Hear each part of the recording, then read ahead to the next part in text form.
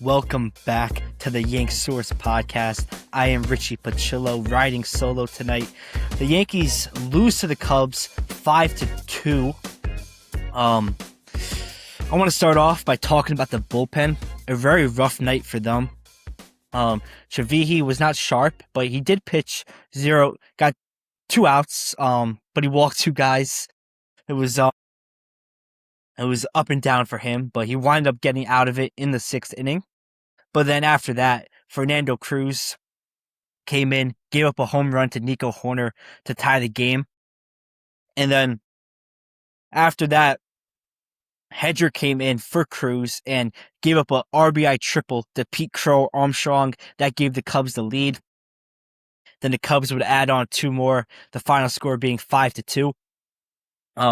2 earned runs for Fernando Cruz, an earned run for Hedrick, and an earned run for Giovanni Cruz. Not good tonight. The bullpen, which has been excellent for the Yankees. I mean, excellent, just did not show up.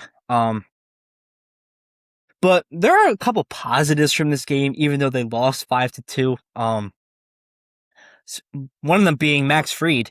He was excellent pinpoint tonight. After a rough first inning where there were a couple wild pitches, he pitched 5 1/3, only gave up 2 hits and 1 earned run, striking out 7 and only walking 1. And he has looked very good since he came back. That White Sox start wasn't too good, but I didn't think he had too much luck on his side, and the White Sox are a great offense. I thought they did a great job against him. So, very positive for the Yankees that Fried is pitching this well. And then Spencer Jones, he has found something, man. Hit another home run tonight to left field against the wind. A 2-hit night for him.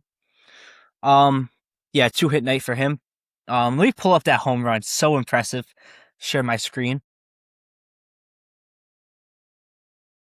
Have Adrian Moore hone up. A possible Yankees trade candidate. Let me look up Spencer Jones. Home run to the opposite field for him. So, yeah, those are some of his numbers. We'll go a little more into that after I show the home run.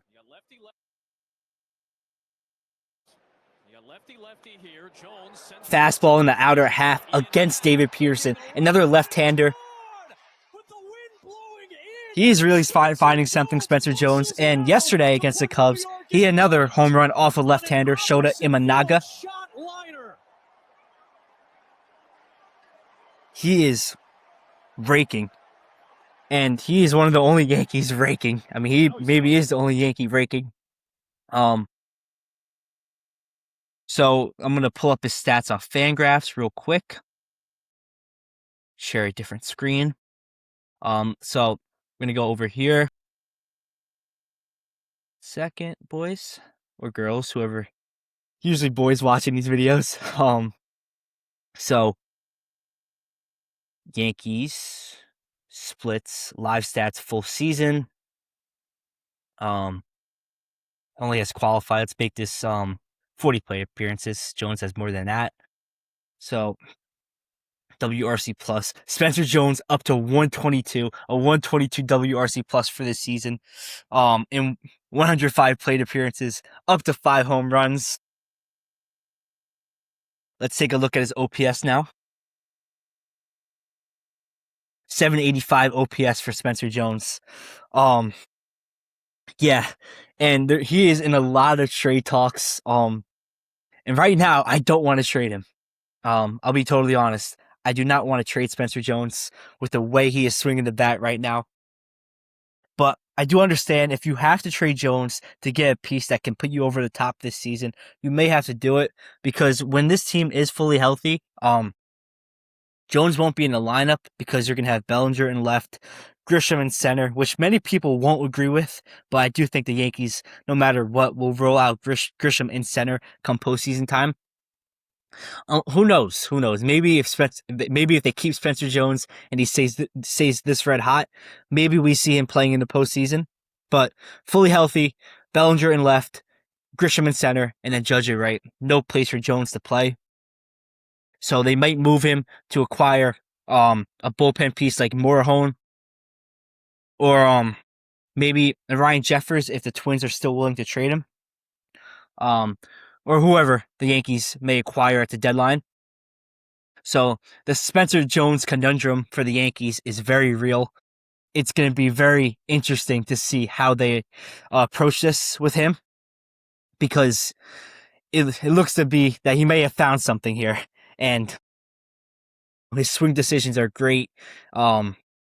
Driving the fastball the other way, and he's played now. Let me see, 38 MLB games, and he didn't find it right away, and people were pointing to his age, like he should be ready for the majors, and it shouldn't take him. He shouldn't have been performing like that in the beginning. But it takes some guys some time. And Jones in 38 games, pretty quickly in the majors, he looks to have found something. A 122 WRC plus is amazing.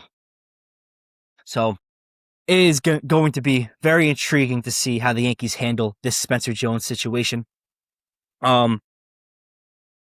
So now I want to talk about moving on. I want to talk about the Camilo Doval trade from earlier. The Yankees traded Camilo Doval to the Pirates for 2 prospects. I don't really want to focus too much on the prospect return. Instead, focus more on getting rid of Camilo Doval from this team. It is addition by subtraction. He was just a clear negative for the squad. And by trading him, you bring Giovanni Cruz up, a guy who all the fans love, and I don't love him as much as everyone else does, but I am very intrigued by him. He has great stuff. We all know Doval's numbers. It's not good. 4.54 ERA. The FIP agrees with that. A 4.61 FIP.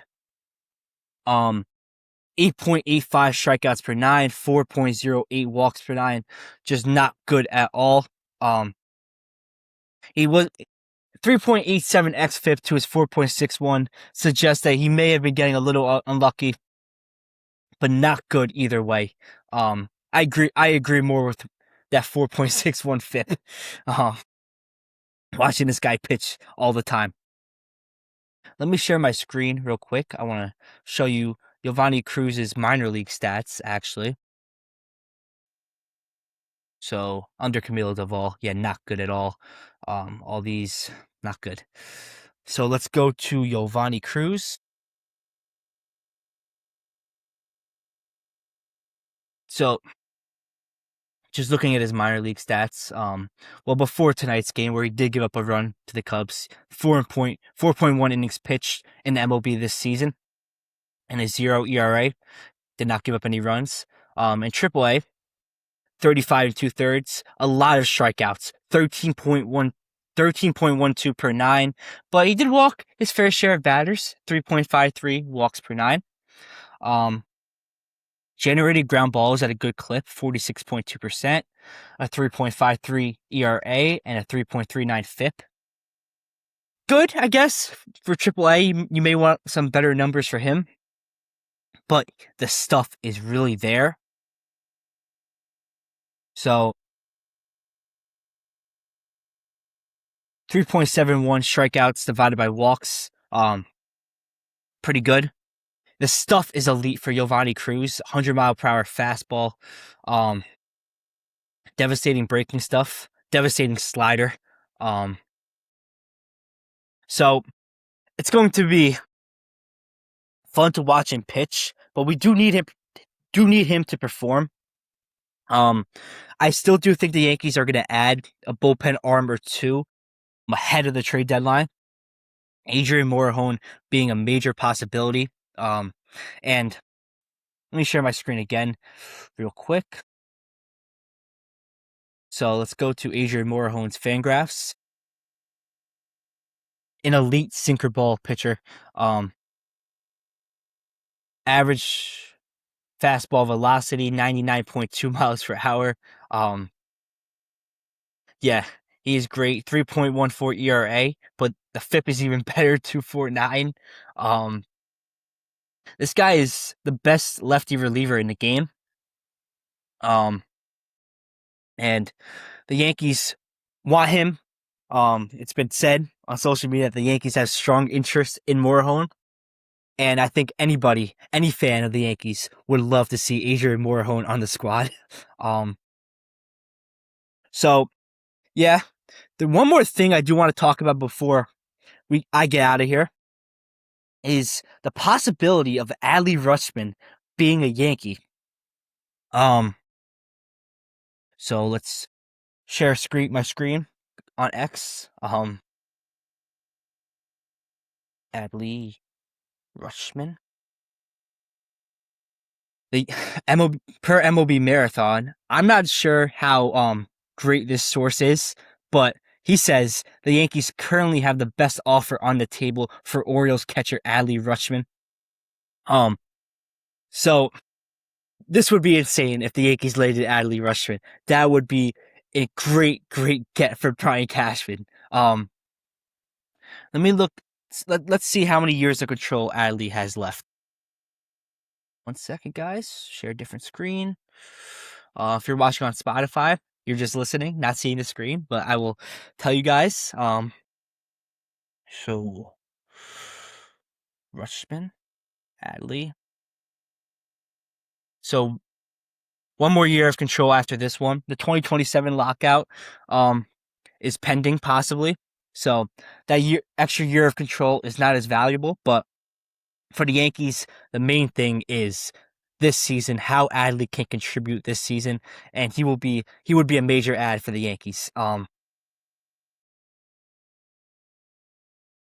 So back on X, per Joel Sherman and the Fireside Yankees posted this, the Baltimore Orioles are not deterred by the prospect of trading Adley Rutschman in division.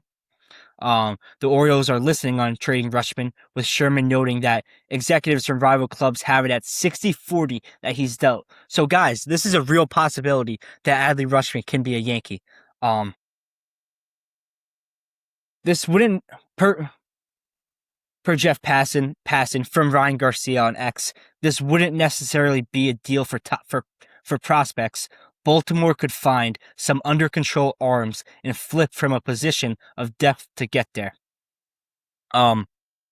So the Yankees have a lot of under control arms, such as Will Warren, Ryan Weathers, a Clark Schmidt even an ERC. So the Yankees have an abundance of pitchers to trade from, and I think they can give the Orioles exactly what they want. Slotting Adley Rutschman in, playing him every day at catcher, and having Austin Wells as a clear backup. He's a good backup because of the caliber of his defense. That would be a game changer for the Yankees, and I think Cashman would really nail the deadline if he can land Adley Rutschman. So that's about it for me, guys, today. Riding solo, like I said. Yankees lose to the Cubs 5-2. The bullpen struggled tonight. Max Fried pitched really well. Spencer Jones is red hot. He is really finding something. I don't think the Yankees should trade him. It will be interesting to see how they approach it at the deadline. 2 days now. 2 days, less than 48 hours away from the deadline. They trade Camilo Doval, which all Yankee fans love. The Pirates get a much-needed bullpen arm, even though Doval has had a really rough season. And then final thing, like we just talked about, like I just talked about, Adley Rutschman being a Yankee is a real possibility. The Orioles will most likely trade him, and the Yankees can put together a very appealing package for Baltimore. Adley Rutschman in a Yankee uniform, we would all love. So that's about it. We will come out with a recap tomorrow after the Yankees-Cubs game, probably more at nighttime, the final game of the series. It would be nice to get a series win tomorrow. On the mound is Garrett Cole, who has pitched so well in his last 5 starts. So keep it going tomorrow, Coltrane, and let's get a series win. Thank you guys for watching or listening if you're listening on Spotify. I will see you tomorrow, probably along either Rob or Joe. Thanks for watching or listening, guys.